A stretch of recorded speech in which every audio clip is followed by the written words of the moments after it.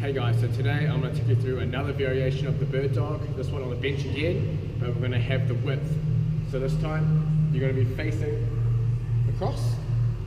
Instead of the base of support being narrowed this way, you're going to narrow it this way. So hands and knees are going to be pretty close together. Exactly the same, neutral spine, resisting that rotation, pushing one opposite arm, opposite leg.